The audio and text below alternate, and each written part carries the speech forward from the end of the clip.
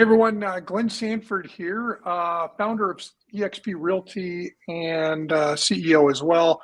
Also, this is another expansion podcast, and I'm excited to talk to Patricia Kiteke. Is that how you pronounce your last name?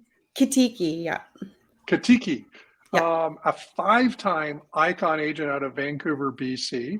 I don't know if where you ranked on the Canada stats, but last year you did a production, maybe a team production, but production, 115 million, 149 sides. Congratulations. That's an Thank you. awesome accomplishment. Thank you. But welcome. Yeah. I'm glad to be here. Thanks so much. And yeah, so exactly that. We did about 115 million last year in volume, 149 ends is what that looked like in our market. I'm in actually the Victoria market. I love Vancouver, but I'm in the Victoria market. So we always say we're kind of like Vancouver's little sister across the pond. And yeah, the team and I have been doing our thing, working hard in 2022. Well, awesome. So now, how long have you lived in Victoria? So I've been in Victoria for almost 12 years now. So since 2000, well, kind of 2009-ish in the city of Victoria. So my husband and I Okay. moved over from Alberta, just decided that we were going to leave winter and those cold Canadian winters behind and come over to the West Coast. And we haven't looked back since and started our career and our business here since then. Yeah, so I was born actually north of Edmonton myself, Oh, personally, wow. and I left not by choice, but I left when I was 3 years old, and Mhm. I haven't really been back since. I've been to Edmonton once because I had to check out the mall because I heard it was a kind of a cool deal, Sure. and and that was my one time back in the neighborhood. But now you've been 8 years in Victoria, you mentioned, and is this a team that you built? How did you go about building the team, et cetera? Yeah, that's a great question. I feel like, yes, it's something I built, but then also that's something that kind of also organically came together by other agents on the team, attracting agents as well. So our team is right now hovering at about 13 agents. We were three when we came over to eXp from our traditional brokerage. And since then, yes, there's agents that have come on board with me, but there's also agents on my team who have just loved, we've got a great culture. We certainly have found our tribe. And so they've also encouraged other agents to come on board or found other agents who are a good fit as well. Okay, excellent. Now, Mm-hmm. um, now you started your real estate career. It sounds like I'm reading between the lines.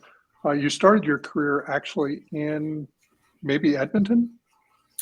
Yes. So I started by working for a busy builder. So I was an assistant to a busy builder while I was going to school.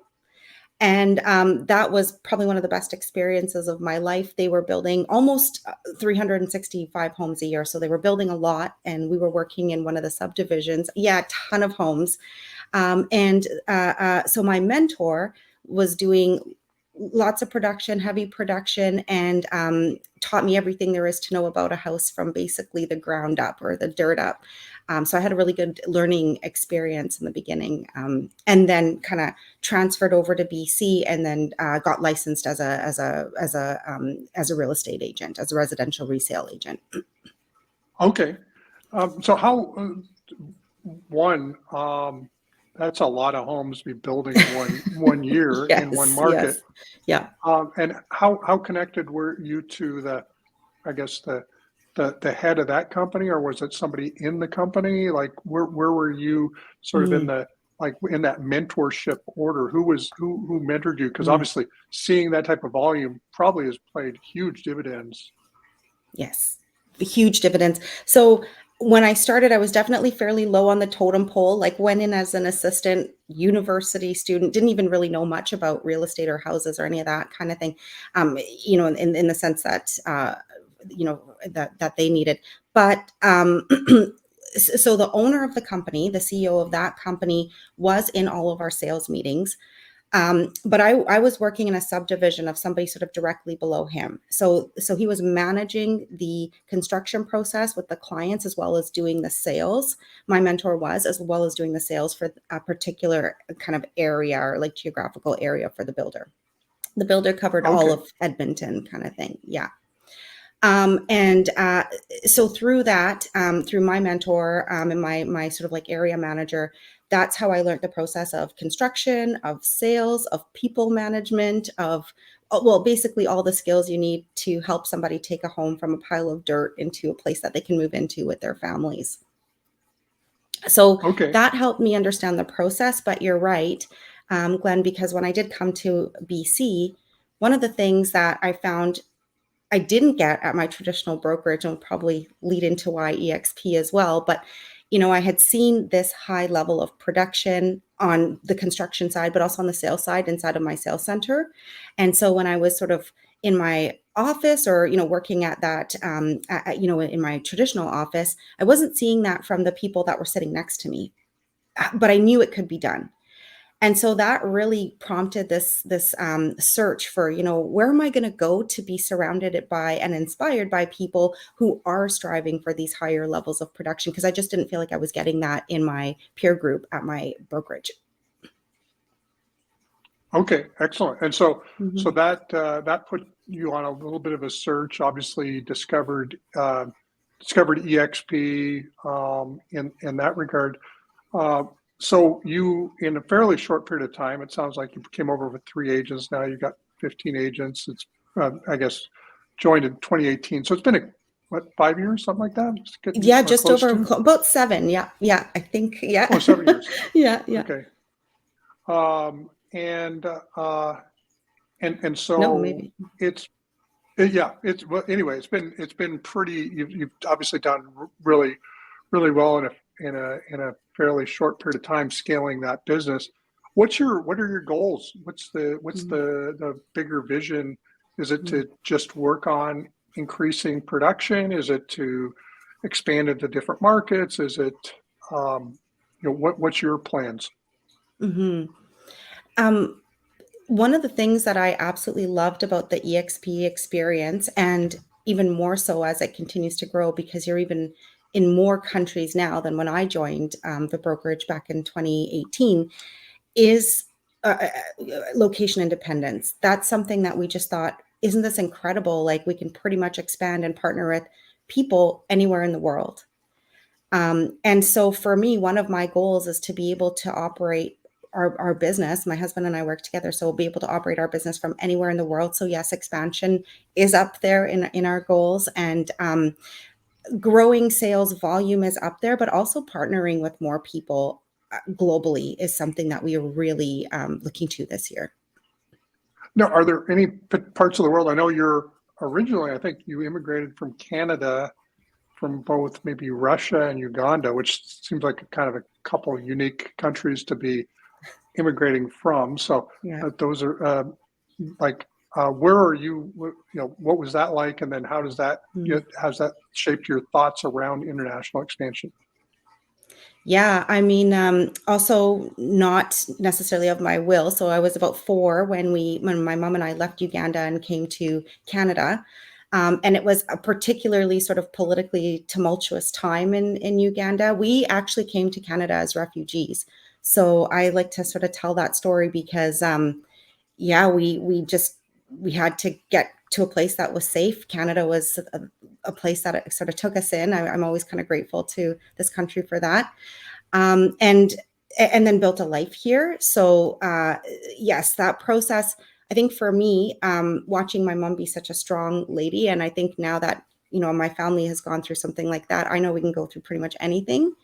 So that kind of has played into maybe my work ethic and some of my fortitude, and a little bit, I would say as well, Okay. for sure. Now international, you're thinking about, your, potentially location independence. Are there any Mm-hmm. parts of the world where you're hoping to potentially either relocate to or work from? South America is definitely on our mind. So we do have two admins that work for us.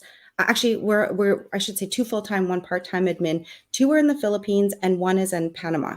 And I think we just opened up in Panama last year, and so that started to cause us to think about some interesting ways that we could be connected there, especially because we have boots on the ground. So our transaction coordinator lives in Panama and has been with us for the past almost 4 years now. So there's some exciting opportunity there for sure, and that we're just kind of starting to explore now that EXP is there. Okay, awesome. Yeah, no, Hmm. it's pretty cool. In fact, I'll be um, next month, end of March, for the first time. I'll be going to Panama. Not specifically EXP related, but it'll be my first time going there. So got to get prepped with malaria pills Right. and Yes. bug shirts and all that stuff. So we'll see how that goes. Yes. Um, Exactly. so you're uh, um, now, what's been your primary niche for your real estate business? Has it been more working with builders, or has it been something more traditional? It has been something more traditional. I actually really wanted to leave the sort of the new construction market behind. I had a great starting experience there, but I found that you could go faster with residential. So that was something that really appealed to me. So not having to wait, you know, anywhere from 10 to 18 months for the product to be delivered to the client is something that was really appealing to me. So I've stuck with the residential resale market for that particular reason. I've had some builders or like sold out a couple of projects or developments locally, but primarily we do residential resale. Okay, awesome. Hmm. So Hmm. so then, how do you do your primary lead gen then on your resale business? Yes, yeah, great question. So we do it all online. Um, um, and we do encourage our agents to build pillars, but primarily we're doing things like pay per click, we're, Facebook ads, we're generating leads online on about 20 platforms and then driving them to our CRM. Okay, So and that's kind of, what percentage of your business does that represent? Is that 80%? Is it 100%? Is it 20%? it's closer to about 60%. Would be Okay. that the online lead gen piece. And then the other pillars that we encourage agents to build are things like open houses. So, going out and generating leads in the real world, seeing people in the real Hmm. world, that kind of thing, especially when you're a newer agent and, getting that feedback in real time from clients when you're in a home and you know what people think about it and they're freely talking about things. I think there's a lot of experience that you can build up that way as a newer agent. So those kinds of things. We've also done things like going back to our existing past clients and Sphere and doing appreciation events. We used to do an event called Pie Day where we would rent out a little farm with a little train and things like that, and have clients come by and get free pies and things like that for Thanksgiving. Sending out birthday cards, anniversary cards on their purchase anniversary. So things like that to stay in touch with past clients and Sphere. And then, so those are kind of like I would say our biggest pillars. And then, of course, encouraging agents to do things like never eat alone or things like that, where where they're kind of farming their sphere or working with their sphere and people who already know, like, and trust them as well. Okay, awesome. So a lot of online lead gen, some just general blocking and tackling, open houses, Yeah. just community building. And then how do you organize all this? What do you think? How do you are you you mentioned Facebook. Um, Yeah. do you have a favorite CRM? Is Facebook a social CRM for you? How do you guys play with the different ways to keep all these individuals organized? That's an interesting question about Facebook being a social CRM. Maybe I'll circle back to that. I have to think about that for a sec. I think it's a great relationship building tool. I think the one thing for me that, like, when I'm thinking about CRM versus social media is that you own your CRM. It's an asset for your business. You own the names and numbers and contact information in there.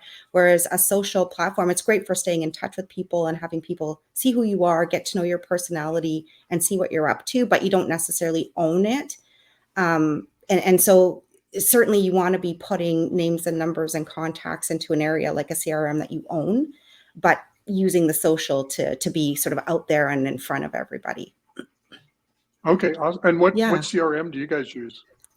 So we just switched from Real Geeks literally about a month ago. We just switched from Real Geeks over to Sync.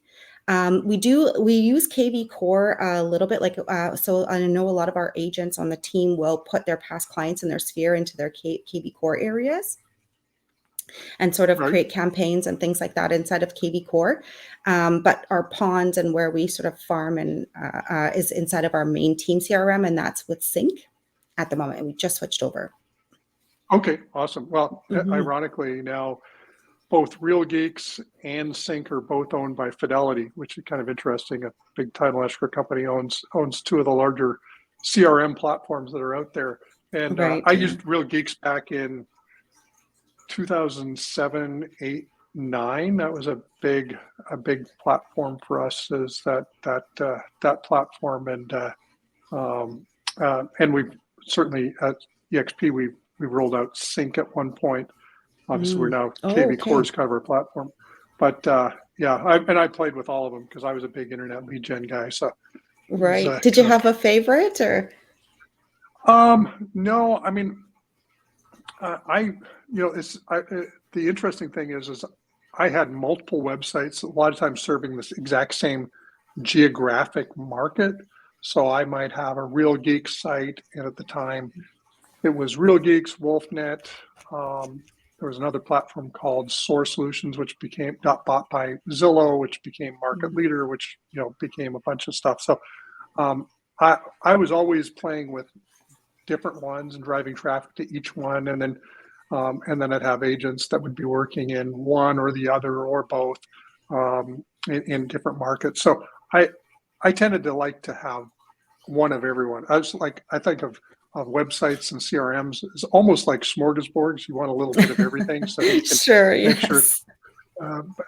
But it also we got up to 45, 50 agents across multiple markets in the team. So that's why we had so many different platforms we played with. Interesting. Yeah. Well, I certainly agree that it would be nice to have a little bit of everything and to be able to pick and choose the features. That's for sure. Yeah, what's an extra few $100s a month? Yes. Yeah. There you go. Well, if there was, maybe if there's one, if you could give one piece of advice to EXP agents, based on what you've learned in this business, what would it be? Well, for me, if I could go back in time, I would have joined EXP sooner. It wasn't even in my province when I heard about it. So I had to sit back and wait for it to open up in BC. But I really think that, as I kind of look back on my career, if I would have had opportunities to grow additional revenue streams while I was out there sort of pounding the pavement, working hard to build a business and to transact real estate sales, it would have been so incredible to have been building up a stock portfolio. I mean, certainly wasn't building up a stock portfolio in the early days, or build up rev share in the way that I can do over at EXP. So for me, it really opened up my eyes to what am I building, thinking about what am I building with every transaction. Not everybody wants to necessarily build a team. Some people want to build giant teams, but with every action that I'm taking, with every home that I'm selling, with every time that we put a sign in somebody's lawn or build our presence in the community, am I building something a bit bigger than just sort of my day-to-day grinding in the business? I would say I would think about that as early on as possible in your career. Awesome. No, well, great advice. And I think it makes, once you've been in the business a while, in the beginning, you don't really know what's not there, but eventually Right. you go, hey, there's how, what does this thing look like at scale? What's my career path? And which one requires the least amount of brain damage to get to where I want to go? And that's kind of Yes. where I think EXP sort of solves for. Hey, if you're up for brain damage and going out and building your own brokerage and trying to make that scale, go for it.